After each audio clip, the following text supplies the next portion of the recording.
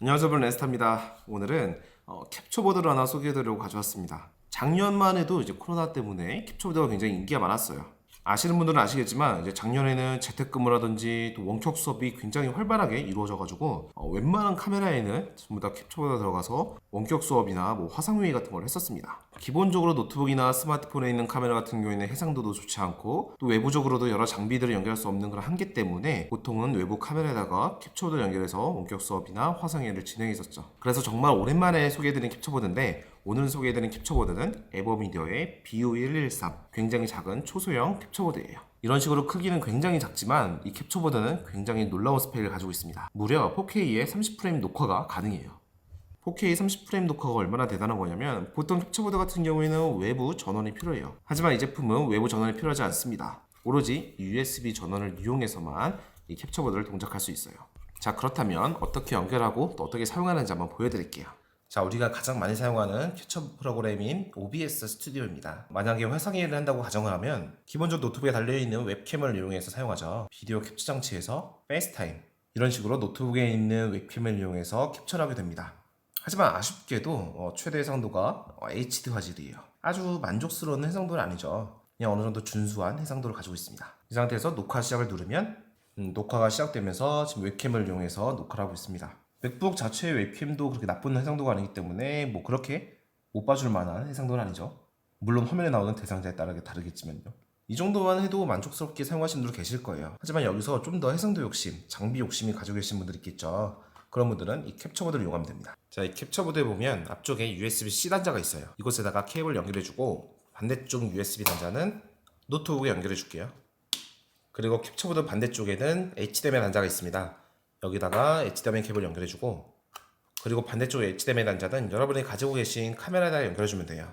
좀 마이크로 HDMI 단자를 미러리스에 한번 연결해볼게요. 그리고 나서 다시 OBS에서 한번 불러와 보겠습니다. 아까 전과 다르게 페이스타임 아래쪽에 라이브 스트리머가 생겼어요. 이 장치를 선택해주면 미러리스 카메라의 화면이 그대로 송출되고 있습니다. 해상도는 무려 4K까지 녹화가 가능합니다. 자, 그럼 이런 식으로 미러리스 화면이 그대로 송출되고 있어요. 이 상태에서 녹화도 가능합니다.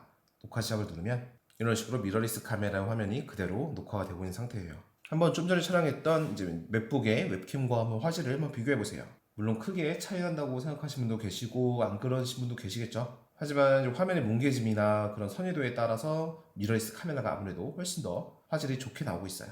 자, 지금은 이 에버미디어 캡처보드를 이용해서 미러리스 연결한 다음에 녹화를 진행했습니다.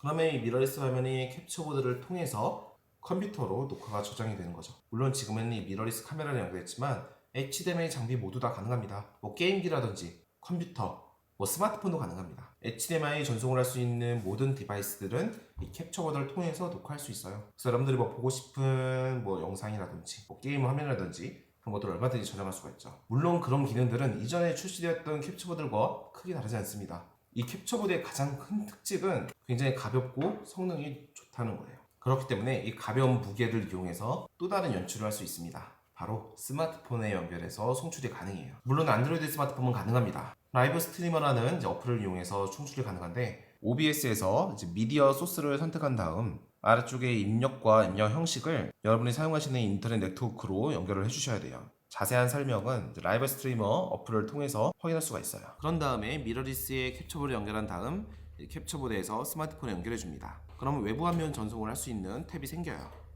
눌러주게 되면 이제 미러리스 화면이 그대로 스마트폰에 전송이 되고 있죠. 물론 스마트폰 화면에서 이제 프리뷰를 볼 수 있는 거고 전송 버튼을 누르게 되면 이제 OBS 프로그램에 송출됩니다.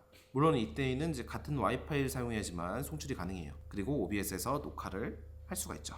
자, 이런 식으로 사용하게 되면 라이브 방송이 가능한 거죠. 그것도 미러리스 카메라로 가능한 겁니다. 보통 일반적인 미러리스 카메라에는 네트워크 기능이 없기 때문에 네트워크 전송을 할 수 있는 거를 바로 이 스마트폰을 이용해서 가능하게 하는 거죠. 자, 오늘은 에버미디어의 BU113 굉장히 작은 초소형 캡처보드를 소개해드렸습니다. 크기가 작다고 얕보시면 안 됩니다. 무려 4K 30프레임 녹화가 가능하고 스마트폰에 연결해서 외부 라이브 스트리밍도 굉장히 편리하게 사용할 수 있어요. 자, 그럼 오늘 영상도 봐주셔서 감사드리고 전 다음 영상을 찾도록 하겠습니다. 감사합니다.